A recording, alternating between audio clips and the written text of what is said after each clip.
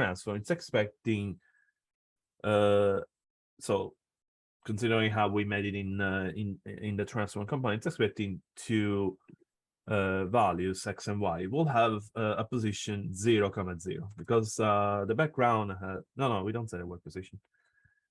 We're using arguments, so we just need to say the values. So 0 and 0. So the background will be exactly here, so it will be drawn at this position. So you normally know plus, minus, multiply, and divide, of course. Yeah. So modulus, it's like divide, but instead of giving you a division, it returns the remainder of the result. So when you do a division, for example, the remainder, when you do a division, it's working.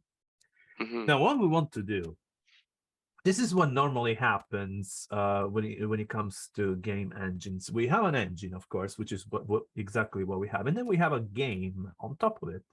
Yeah. So we want to be able to separate the game from the engine. So the game takes everything from the engine because it's built on top of it.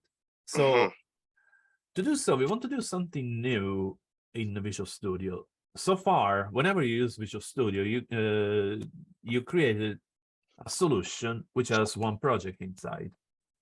So if you look at the Solution Explorer, you have Solution Explorer, and then the project name over here. What's that? So Overwatch. Oh, it's like this game. Oh my. It was pretty fun. I'm anti-social when it comes to games. Single player only. I see oh, this game is massively online multiplayer.